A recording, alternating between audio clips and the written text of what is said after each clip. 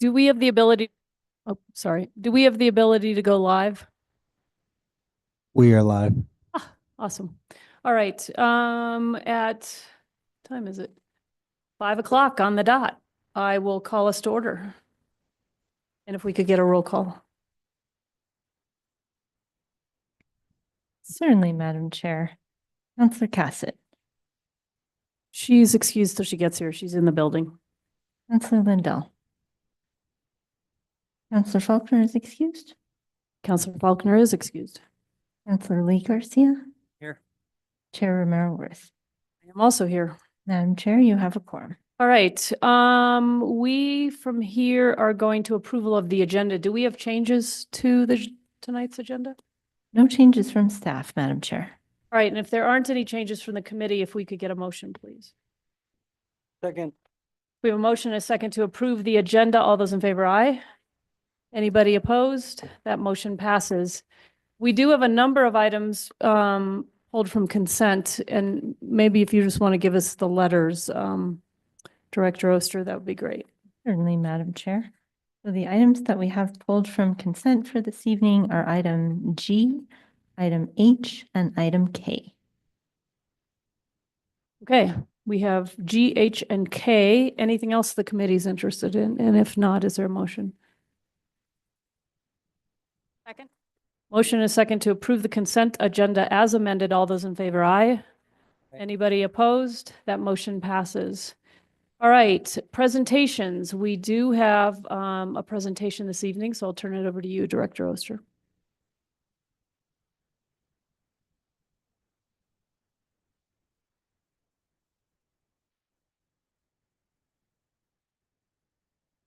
Thank you, counselors. So we are going to do staff recognition this evening, but it's going to be a little bit different than we have done it in the past. Make sure, I know this is a solemn occasion, but make sure that you're speaking into the mic so you can be heard. Yes, absolutely. Thank you, Madam Chair. So again, starting for those in the audience that may not be in the room, I'm Emily Oster. I'm the finance director, and we are going to recognize a staff member this evening as we have in several previous finance committee meetings. But this one is a little different. This is a little, a lot more sad. And so this evening I am joined by David Jaramillo, who is the manager of our fleet division. And David's group recently experienced the loss of a colleague. Our friend and colleague Bernadette Romero, who was our administrative manager in the fleet division in her most recent role. So this evening we're going to recognize Bernadette in memoriam in her honor. So as I mentioned, Bernadette was an administrative manager in our fleet division. Armenia is our administrative manager for the kind of part of finance that's here at City Hall. And I know you all work closely with her and you know what a key role administrative manager is. It's really central to our operations. In addition to administrative manager, Bernadette also held a number of other positions and was promoted several times during her tenure with the city. And those other roles included administrative assistant, paralegal, public records custodian, and she worked in our risk and safety compliance office. So she was a dedicated city employee who had served in a number of different departments for many years, and her loss is really felt deeply throughout the city. She had been battling an illness for some time. And even with that challenge, she was one of those individuals that impacted everyone she interacted with in a positive way. You know, she was a valued team member and a good friend to many city employees, and we were very sad loss. We're, you know, doing our best. The fleet team is doing their best to get through each day, but definitely feeling that loss and missing her a great deal. And we wanted to take this opportunity to extend our deepest condolences and our thoughts to Bernadette's family and friends and express our gratitude for her years of dedication to the city of Santa Fe. You know, it's hard to know what to say during these difficult times, but Bernadette was known for her direct and efficient approach, the fleet team has told me that those folks who worked directly with her really appreciated the warmth and kindness that she expressed to them. She was a reliable colleague who was always ready to lend a hand, both personally and professionally. And beyond her work, she created a space where colleagues could share their challenges and talk about their lives, both at work and outside of work, and bond over one of her unforgettable desserts, which I did get to experience on one occasion. She was a very good cook. She was really talented. Like David said here, her cooking skills were truly legendary. So that's another thing that we'll miss about Bernadette. So at this time, which is one of loss and challenges for her family, we just want to remember her dedication and service to the city and extend our deepest sympathies and best wishes to her family during this time. And they were not able to be here with us this evening, but they did allow us to share that they will be holding a memorial for Bernadette at San Ildefonso Pueblo Church this coming Thursday, March 27th at 1 p.m. So with that, I'd like to present a certificate of appreciation in honor of Bernadette Romero to David. And the certificate reads that the following award is given to Bernadette B. Romero in appreciation for performance, dedication, and service to the city of Santa Fe. Thank you so much, David. We're really sorry for you. Thank you, David, for coming and accepting on behalf of the family and your fleet family.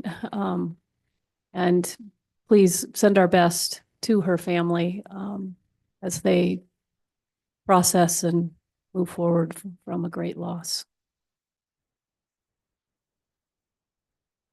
Thank you.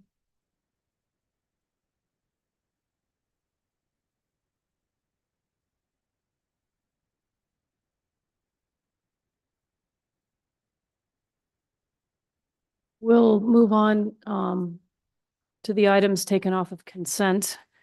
And we will start with the first item, item G, which is a request for approval of amendment number 1 to price agreement item number 21-0378 with AAC Construction LLC to increase compensation by $542,187,000.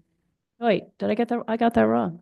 $542,187.50.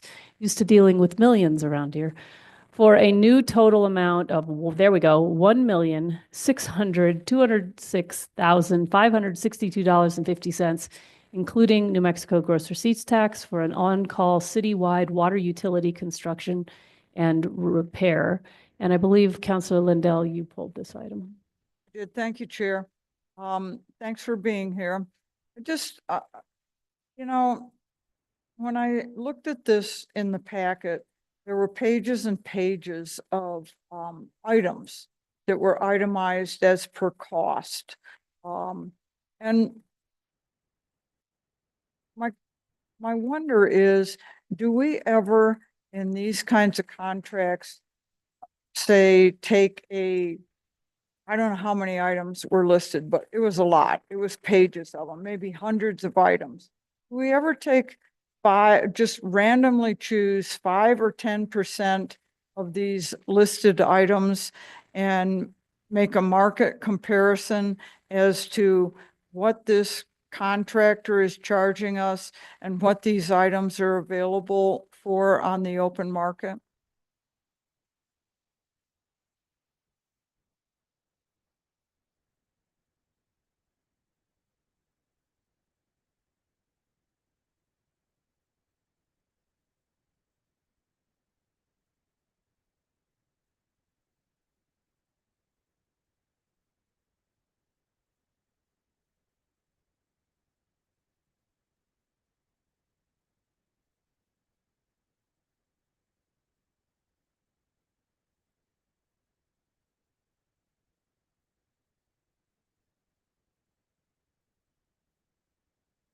Okay, well, I'm glad to hear that because I don't want us to be one of those places that someone goes through and finds out, like we always hear from defense contracts, that we paid $550 for a hammer. I don't want that to be the case with any of our contracts, that these contractors feel like they have a blank checkbook to just charge a government entity what they want to charge. I really hope that it's within what the market price would be. Can you make sure your mic is on? And for tall people, sometimes it's good to put it up on the ledge. Apparently you can't be heard. We can hear you in the chamber just fine, but people who are watching can't. Is that better? Councilor Lindell, all of the bid items were competitively bid almost 4 years ago when the contract was let. And so we do have a good idea what each contractor's rate per bid item was in a fairly accurate market base at that time. And yeah, it's not a blank check that we have to assign the bid items with a certain quantity to any contract. This one does deal with emergency response for main breaks. And so those are done a little differently in that they call a contractor out and they repair the damage and then they bill us instead of writing work order beforehand. Okay, thank you, Chair. Are there other questions? And if not, is there a motion? To approve. Motion and second to approve this item. Can we get a roll call, please? Certainly, Madam Chair. Counselor Cassett, Yes. Counselor Lindell, Counselor Lee Garcia, Chair Romero Worth. Yes. Motion passes. Thank you. Thank you for being here tonight. Okay, we are on to item H, request for approval of general services contract with New Terra Corporation, Inc. in the amount of $249,984 for the rental of 6 aerators for a 6-month term. Joining us via Zoom is Mike Dozier, our wastewater management division director. And I believe Councilor Lee Garcia, you pulled this item. Yes, thank you, Madam Chair. Thank you, Director Dozier, for being available. I just, as I was reading through the item, I don't see it, or I didn't see, maybe I missed it, any indication in regards to when we will be, when we will have aerators that we own fully functioning and not have to go out and rent. Or, yeah, I guess we're renting, correct? Chair Romero with Counselor Garcia. Yes, we are renting those. They're supplemental added air. So while we're working on the aerators that are ours in the system, we're using these to add additional air in the single basin that we're using, because our current air system, it wasn't meant to run just one basin and can't put enough air into it. So these are a 6-month extension just to have the aerators running while we're doing the work. And I believe we're about 1.5 to 2 months out for getting our other basin back online, when we'll swap and drain the other basin to repair the aerators in there. So, does it, how long, what's our time frame for getting all aerators functioning and working appropriately? We won't have to be renting or leasing this equipment. So the rent and lease of the equipment, Councilor Garcia, is for 6 months, and we're trying to get the aerators completed before that amount of time. And again, we are using contractors to help us deal with that, correct? Yes, sir. Okay, and their estimate is they'll have aerators and all our equipment back up and running, hopefully within that time frame. That is the will of the wastewater. We're trying to get that completed within the 6 months, and also purchase some added aerators that are installed, not like these temporary ones that are sort of on a pontoon sort of float device. We're looking to purchase some that are mounted in the basin for if we ever have any issues with the aerators, we just turn the other ones on. And it'd be like a movable unit that can be moved into the basin or moved around the basin for any reason that we would need added air. Okay, so, and what we are renting now is sufficient to sustain, the effluent and obviously we are operating in a compliant, area. Yes, sir. Those are efficient enough to provide the air needed. Okay, thank you for being here. I know, it's just, when don't like to see these, rental of items, indefinitely. Hopefully that we get everything back on track as quickly as possible. And it sounds like you are, so we'll be keeping tabs on the rest and again, thank you for being here. Any other questions on this item? If not, is there a motion? Move to approve? We have a motion and a second to approve this item. Can we get a roll call? Certainly, Madam Chair. Counselor Cassett, Yes. Counselor Lindell, Counselor Lee Garcia, Yes. Chair Romero Worth. Yes. Motion passes. Great. We have one more item on consent before we get to our discussion agenda. That is item K. This is, let's see, it's straddling 2 pages. Consideration of bill number 2025-7, adoption of ordinance number 2025, yet to be named, sponsored by Mayor Alan Weber, a bill regarding annual budgets, including multi-year appropriations, amending section 11-2.1 to conform with the city's charter, establishing multi-year appropriations for capital outlay, grant-funded projects, and special appropriations, and effective December 31st, 2025, amending section 11-2.4 to sunset the finance director's budget amendment authority to carry over certain unexpended appropriations into the next fiscal year. And we have our Assistant Finance Director, Alexis Latero, with us tonight. I pulled this item because I thought it would be good to hear a little bit about what's happening here. I think this is can be characterized as modernizing and improving the way we function. And this is a good thing. And I wanted everyone to hear a little bit more about how this works, why we're doing it, what it's going to allow us to do. I think it's going to free up some staff time so we can have staff focusing on other more important things.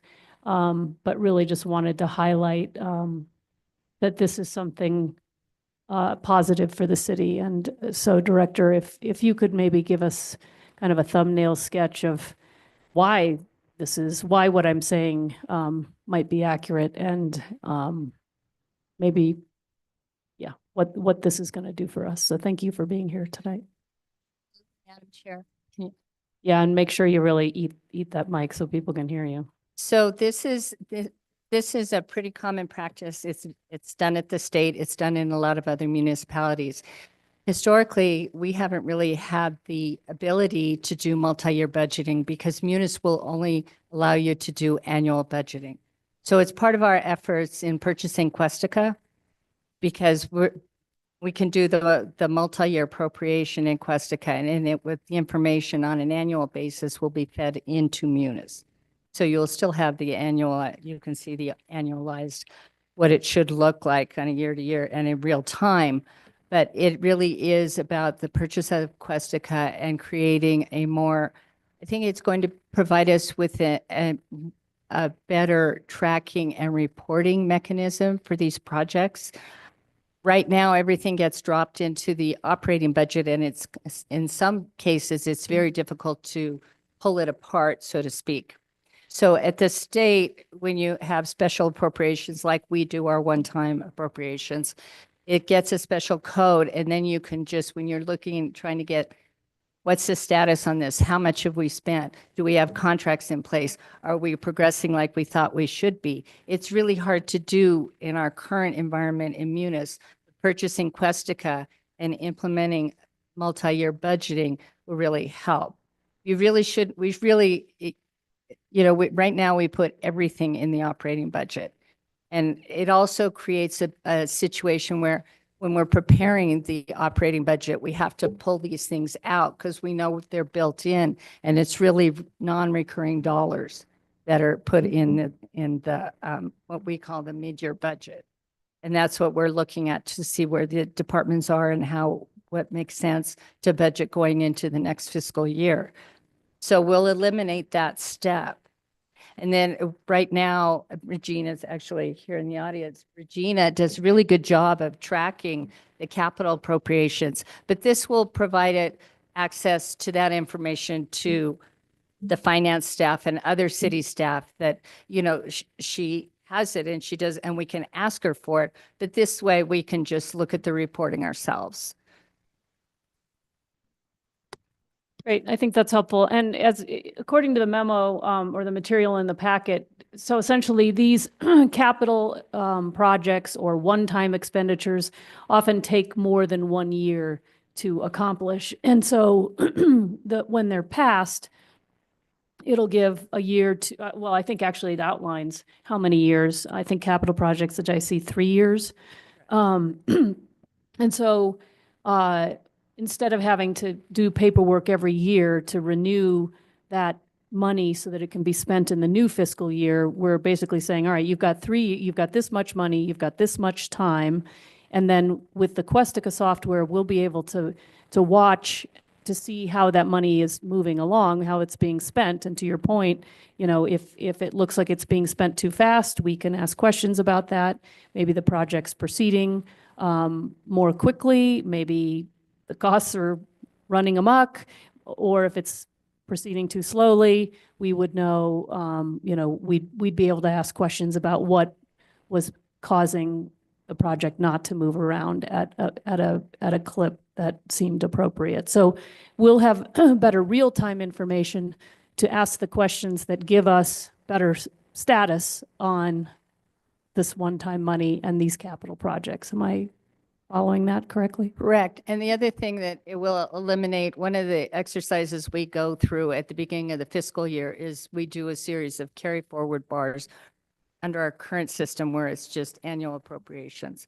And that takes time on behalf of the department staff as well as the finance staff. And then there's restrictions around that. And does it fit into the restrictions? Is it the project? There's all of these pieces that go with that it'll just be the reporting and not having to do these annual carry forward bars. I think it'll make it a much cleaner process. Yeah, and I think it will help with our operating budget as well, since we won't have that these projects commingled in there. The operating, maybe you can characterize for us, how the operating budget should look. I mean, and when we go into building a new budget, we use the operating budget from the previous fiscal year as sort of the baseline from which to work for the next fiscal year. But if it has all this one-time money in it, you've got to pull all that out, which has been a lot of staff time. So there's some efficiencies there, but maybe characterize for us, what the operating budget looks like when it's pure, when it doesn't have these things in it. Correct, Madam Chair. The operating budget should really only be what our recurring expenses and revenues are. So it's things like salaries and benefits or specific contracts, the things we know we're going to do year after year after year. The capital budget and what we call our one-time budgeting is non-recurring dollars. So they, by definition, should not be included in the operating budget, but because of our current system, they are. And when it gets very convoluted and a little bit tricky for the budget team, is what we use as our base budget for the next fiscal year is actually the mid-year budget.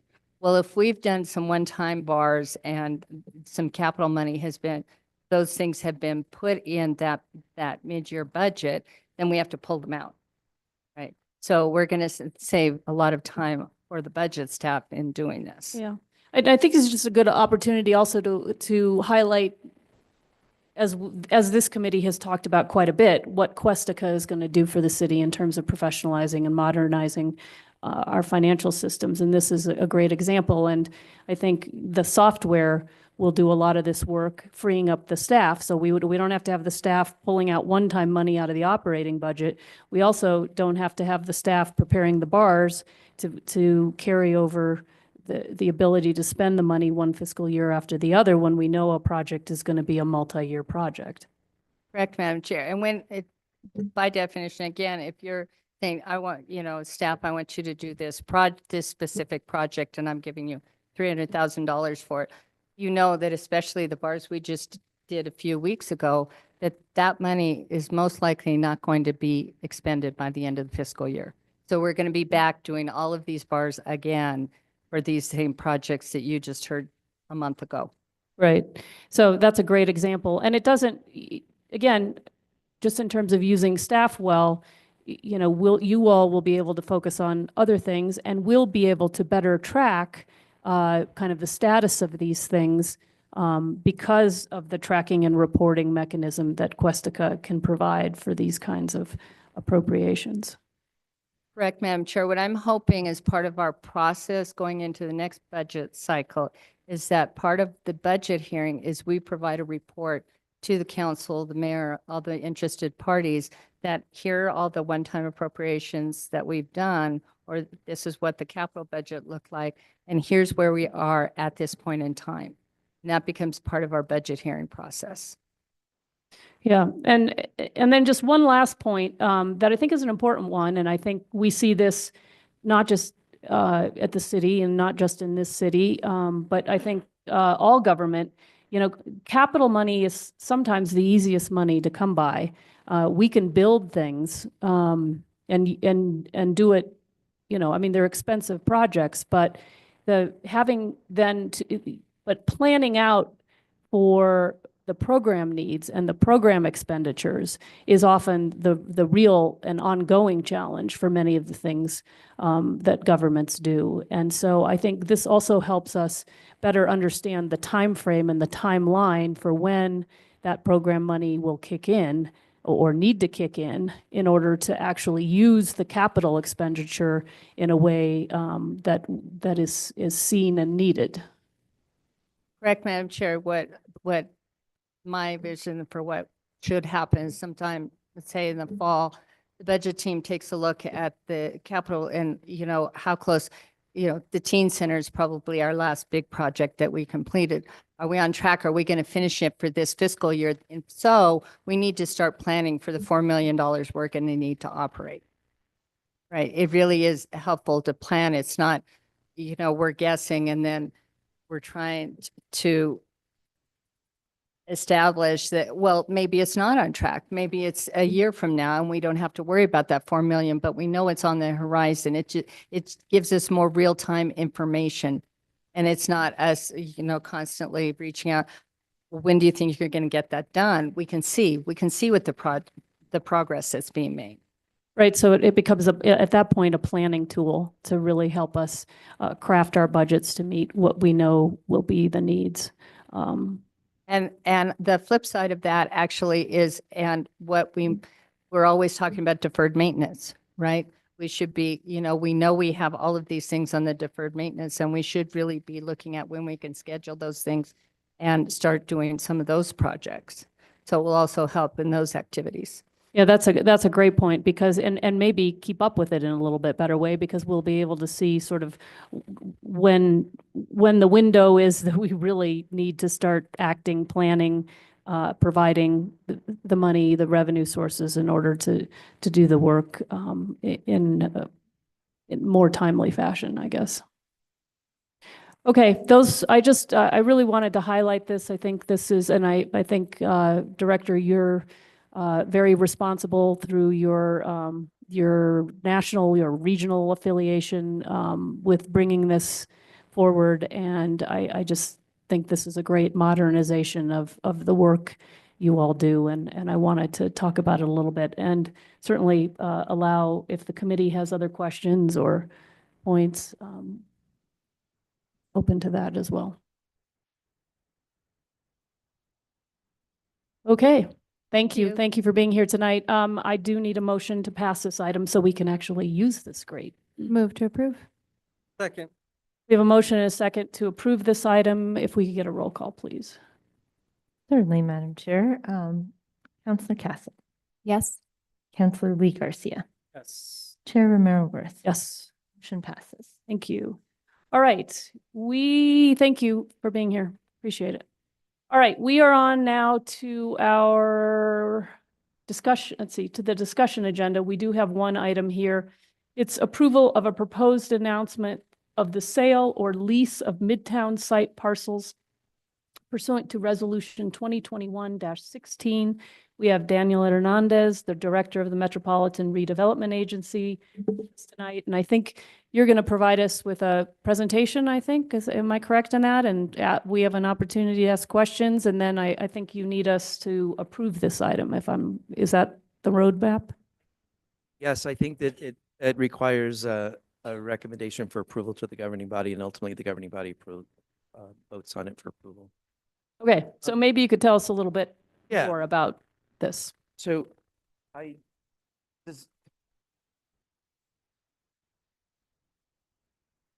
okay, and I can start to. I just don't know how. Oh, you have it. Sorry. Thank you. Yeah, so you can go to the next slide.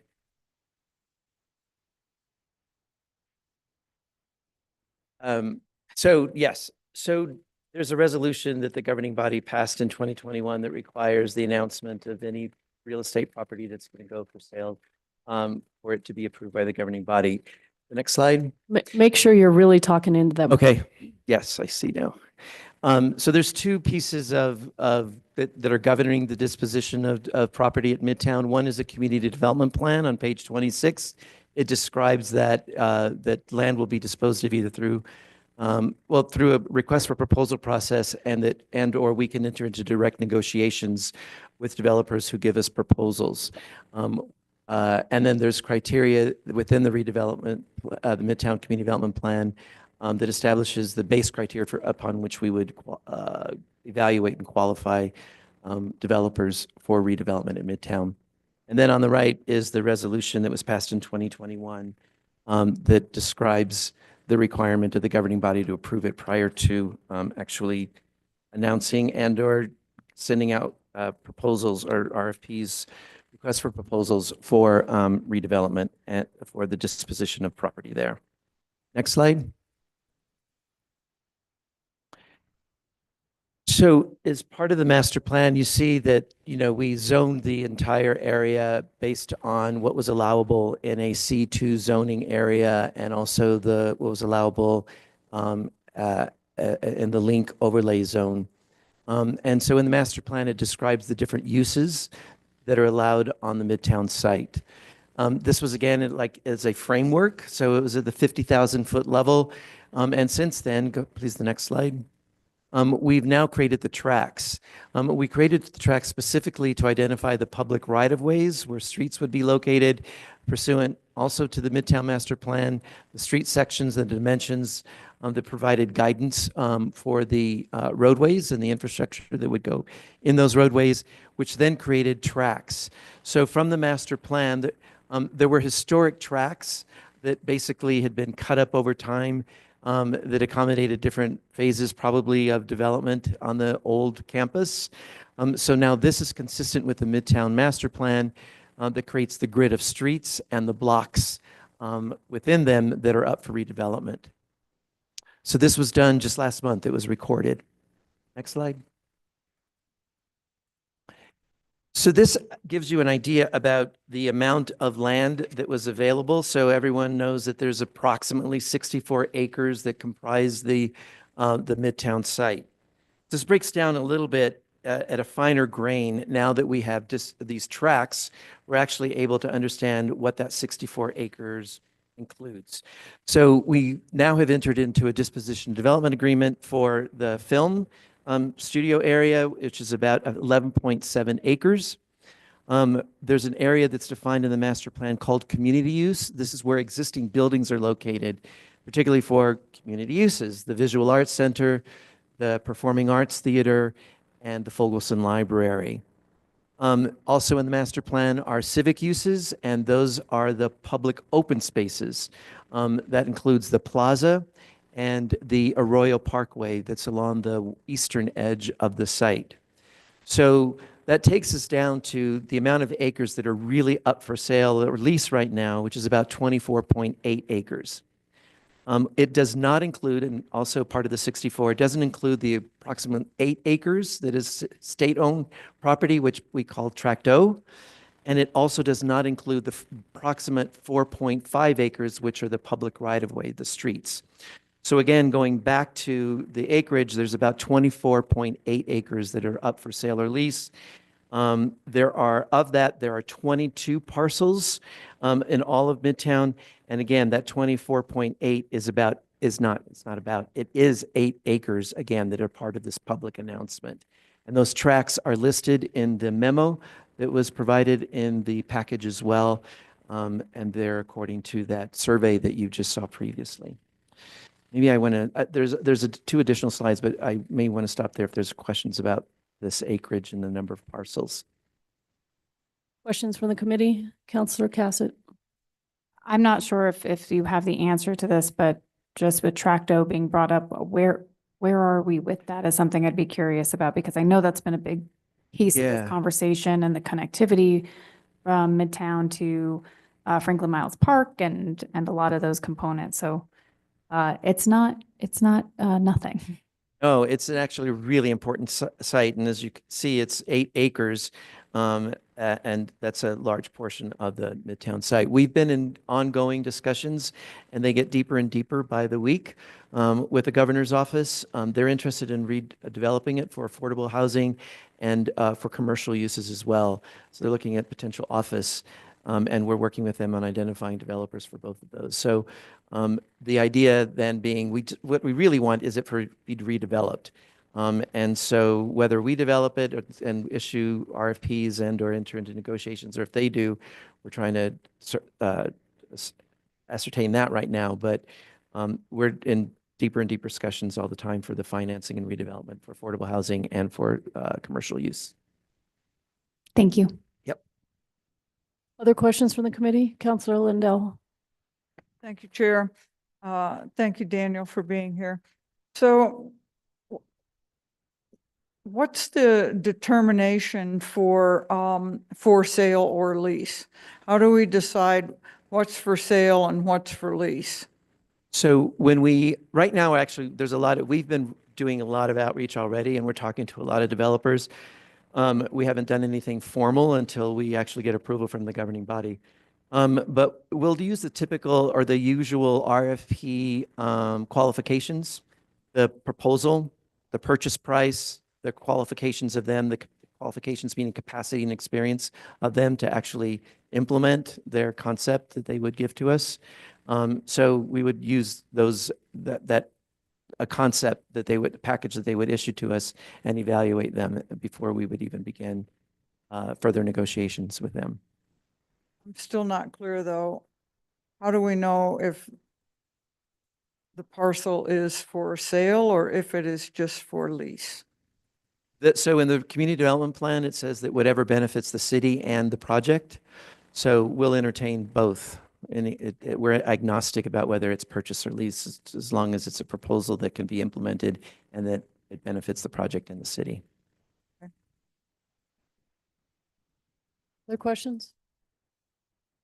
I guess my question, so what do you think you'll see in this mixed use 24 acres? I mean, it's very helpful to see kind of how the pie is divided or the property is divided in some of these other slots, but curious what you'll see in this one. So Well, it's all mixed use. And even when we've been speaking with residential developers, they actually want to put commercial in the downstairs area. The the master plan, has different zones that prioritizes uses, residential, commercial, and then along the main spine, it's more intense commercial with, again, residential up above, and then there's some design standards around it. But the developers we're talking to right now are primarily mixed-use developers. So they are interested in putting commercial downstairs. We do want to concentrate it along the spine, the main spine. So we'll talk to other developers about minimizing maybe neighborhood retail, the kinds of stuff that residents would use frequently. But along that more commercial corridor, which is the main spine, we'll look at different kinds of tenant uses. Counselor Lee Garcia. Madam Chair, it just popped in my head just right now, and I think that, we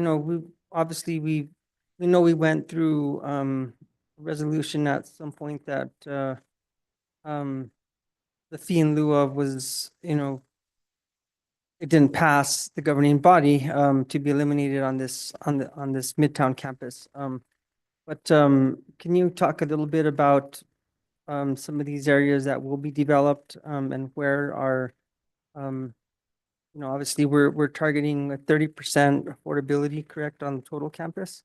Yes. And where some of the areas that would be obviously we're trying to see which developers will develop and actually develop some affordability into some of the, whether it's multi-use areas or apartments. So you can elaborate on that a little bit for me? Sure. We will prioritize projects that comply with the inclusionary housing program. So that's just going right out the door. And part of the way that we will be entertaining proposals is to negotiate those, particularly housing affordability, and the 15% or 20% requirement is for sale. The inclusionary program is a requirement in their proposals. So we'll be negotiating closely with that, and we'll make it clear up front, and we have been making it clear up front about the inclusionary program, that we will want to see proposals that include it. Thank you. I think one of the concerns I had back when we were discussing this was that a lot of the affordable units would be kind of pushed into one area. Yeah. Not equally, throughout the whole campus. Mhm. And so can you speak to that a little bit? Just because, as I'm looking at the site map here, it almost looks like there is one specific track that kind of shows a big development, and I think Councilwoman Cassidy alluded to that as Tract O, large. Yeah. No, Tracto, actually, Tracto is 8 acres. A single affordable housing project will probably take up an acre or less, a little bit more, maybe possibly depending on how they lay it out. So there's additional 7 acres for other uses. And the governor wants actually to put commercial development on the rest of the property. So we know that it will be limited to a certain portion of it will be affordable. The rest of it will be commercial. And on our properties, they're big tracts, as you see. We've identified one tract that's faces onto the plaza, within the arts and culture area of the development. It's in front of the library, adjacent to the theater. And we've identified that as a potential tract for affordable housing development. We'll be issuing an RFP for that next month. So the other tracts, as you see, are large. We anticipate that we'll enter into negotiations with developers and tell them that as part of it, part of the disposition and the agreement for sale or lease, however we end up doing it, that we will siphon off a parcel and either they develop it for affordable housing or they don't give it back to us. We just don't include it in the disposition and we save it for an affordable housing development. As you remember in the community development plan, there were 4 parcels that we would identify, and we'll scatter them throughout the site. That there's never been an objective to sort of just use one big parcel for all affordable housing. That wouldn't be feasible for an affordable housing developer to do, and that's not a desirable thing from our perspective either. Thank you. No further questions. Counselor Cassett. Thank you so much, Madam Chair. And thank you, Councilor Garcia, for bringing up the conversation around affordable housing. There was a little bit more to it though, because we did go ahead after that discussion to discuss what would happen if people were proposing the fee in lieu. One is that they'll have to give us the numbers to show us that it doesn't work. Yep. Which is beneficial both in how we negotiate this, but also it does give us a lot of information as we continue to look at inclusionary zoning as a whole in the city. But the other piece of this was that if they were going to opt for the fee in lieu, they had to show how else they were going to be contributing to the numerous requests in the community development plan, the numerous goals in the community development plan that would not otherwise be very lucrative for a developer. So we do have a lot here that are going to be things that we need a lot of assistance in getting them built and would not otherwise be very viable if we were just taking a full, capitalistic view of Midtown. So I wanted to make sure that we brought those up because I think that's important as we look at the whole picture of what that affordable housing conversation looked like and how we balance that incredible need with the other hopes and goals that have been pinned to Midtown. The other part of that conversation that I have brought up a couple times that as we're getting to this place, I want to remind/ask about is the missing middle housing. So, we are able to use our inclusionary zoning policies to get affordable housing or dollars into the Affordable Housing Trust Fund. However, the missing middle gets a little bit more complicated. Oh, wow.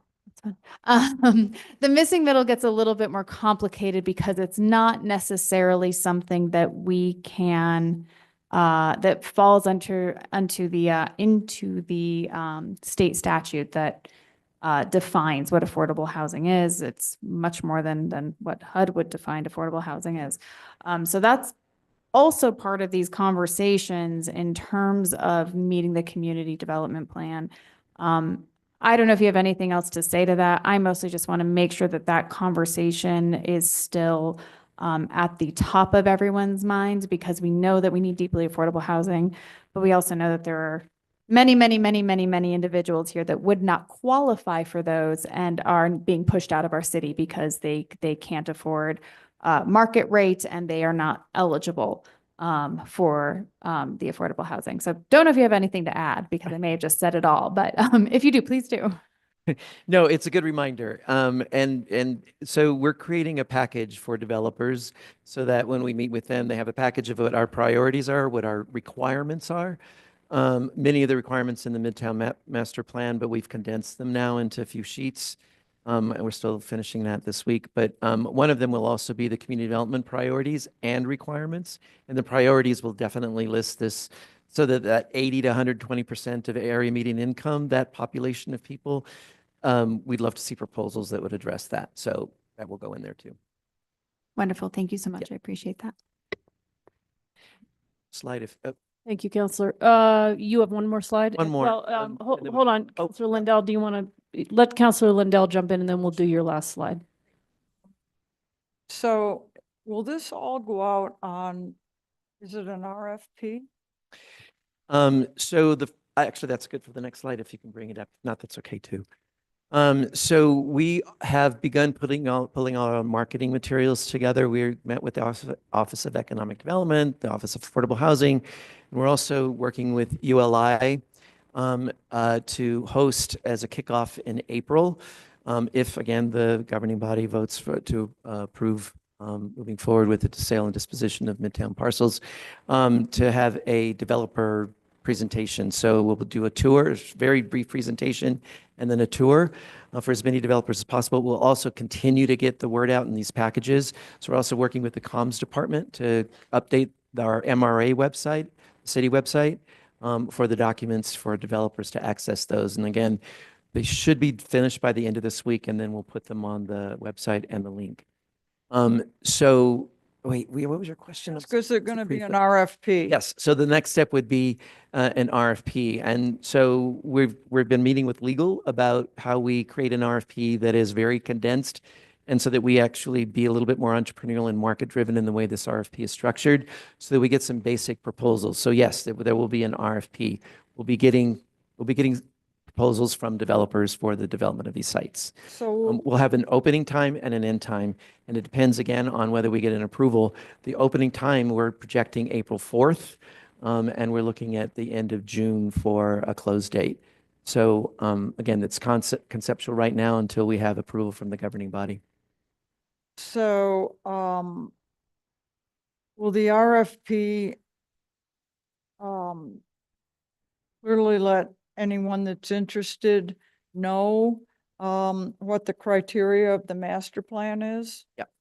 Yeah, those links that I was telling you about and those documents we're pulling together, they'll have access to that. But again, there's summaries of the master plan and there's summaries of the community development plan, and we'll say, these are summaries, but we advise you to refer directly to those two plans.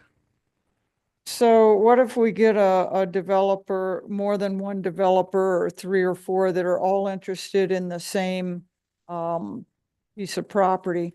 How do we go about, who makes the decision on that?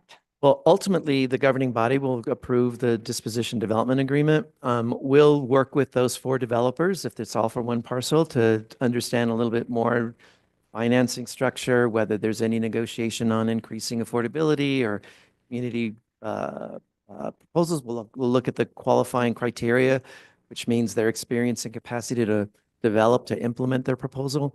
The typical ways that we evaluate an RFP process. Then before we even get into an ENA, the exclusive negotiation agreement, we will bring that to the governing body in an executive session to review them and discuss what our recommendation for whom we should select for a particular track. So in that situation, would the governing body just see the recommended proposal, or would we see all the proposals? The proposal would be that you would see all the proposals. Okay. I think that that's a good idea. Yeah. And we've addressed the affordable housing issue. I just think it's really, really important that we've got one shot at this. We need to get the word out and get as many people interested in it as possible. I mean, we've seen other situations where it's like, oh, we got one person that's interested, or we got 2 people that are interested, and neither one of them are very exciting. I'm not talking about this project. Yeah. But I think that it's really important that we have some choices with this. And that we don't come back and say, well, only one person's interested. And you know what? Maybe only one person is interested and they're still the wrong person. I think that that's something that we need to be able to make that assessment and say, yeah, we only got one person interested in this plot of land, but we don't think that this is the right fit or that the right project's coming forward on it. Just because we only have one person doesn't mean that person gets recommended. Yes, I hear that. I think there was a lot of lessons, many lessons I learned from this, the process that we went through with these 3 initial RFPs that went out the door. But I think you've brought up 2 of them, and if I may sort of take my understanding of them, transparency was really important in outreach, trying to get this word out as much as possible. So again, that's why we're working with ULI. We'll work with the Real Estate Association as well, but ULI has broad reach. So we wanted to do, we're working with the ULI region, their regional office, and their local office is based in Albuquerque, but we're also going to use their national office as well. And ULI, Urban Land Institute, they have broad outreach to developers, so we're excited about working with them. The other one was just making sure that as we receive proposals, that we present all of them to you on an equal basis so that you understand how we evaluate it and if we're making a recommendation for moving forward. And also, unlike these other RFPs, we're trying to make this RFP very, very, it's not a mini RFP, but it's an RFP that actually tries to remove a lot of the challenges that we've heard from developers about responding to the standard template RFP that the city uses, but still getting the same criteria and proposal information from them so we can properly evaluate them. Developers will spend anywhere from $75,000 on a proposal on those packages that you saw last time. And for many developers are like, we're not going to respond to that. We need something that's a little bit clearer and ones that, we know how to actually put a proposal together because we work with investors and lenders all the time.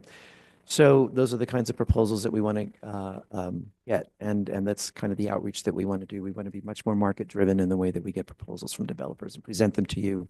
So this outlines a little bit about that process. So again, once the governing body approves, that's that first arrow. The second one is marketing. We'll continue to market throughout the timeframe for requesting proposals. We'll bring the proposals, the third arrow, if there is a recommendation to the governing body in an executive session for discussion and approval. And then we will start negotiating like we did last time, to really massage the proposal and develop the terms for a disposition development agreement, which then gets brought back to you for final vote. So that's the process we're proposing. Counselor Lindell, did you have anything else on this? Thank you. This moment? Okay. So that was a nice, thank you for the segue into the last slide. That was perfectly timed. Okay, other questions on this, Counselor Cassett? This is actually just a request, would be really helpful. That document that shows us where all the tracks are is a little fuzzy. So if we could get one that's a bit more clearer, more clear, not sure. Clear. More clear. Clearer. More clearer, that'd be great. But also maybe it'd be Better. more better. There you go. If we could just highlight where those tracks are that we're putting up, that would just be really helpful. I know for me, for just a visual of where things are and how I orient myself on the campus. Okay. Thank Do you. that. Yep. Yeah, thank you for that. All right, other questions on this item? Anything else, Director No, thank you Hernandez? for your time this evening, All though. right, thank you for being here. Do we have a motion? Move to approve. Second. We have a motion and a second to approve this item, and we need a roll call. Counselor Cass, Yes. Counselor Lindell, Yes. Counselor Lee Garcia, Yes. Chair Romero Worth. Yes. Motion passes. Thank you. Okay, we are on now to matters from staff. Thank you, Madam Chair. I do have one update for the committee in regards to our dates for budget hearings. I did send these out by email, but also wanted to share these in the committee meeting tonight. So our planned schedule for FY26 budget hearings has us starting on Thursday, April 24th at 11 a.m. here in City Hall in the council chambers, continuing Friday, April 25th, and then all of the following week, Monday, April 28th through Friday, May 2nd. And generally the start time is going to be 10 a.m. The end time on most days is proposed to be no later than 4 p.m. A couple of days, for example, the Wednesday, April 30th, which is a governing body meeting day, we're proposing to end by 2 p.m. to allow a little bit of time in between meetings. And then we have 2 proposed overflow days scheduled the following week on May 5th and 6th. We're hoping we won't need those, but we want to have them as an option just in case. And then we would like to have the FY26 budget presented to the governing body at the regular governing body meeting on May 14th at 5 p.m. If we are able to do that, we will be on track to submit the budget on time to the state by June 1st. Thank you, Madam Chair. That's everything from me for tonight. Thank you. Matters from the committee. Counselor Cassett. I'm not seeing the budget hearing dates in my inbox. When were they sent? And can you send them Friday, I again? think. Friday afternoon, I want to say. Oh, found them. Never mind. My bad. That was all. Okay. All right. Our next meeting is Monday, April 7th. And with that, we're adjourned. Thank you all.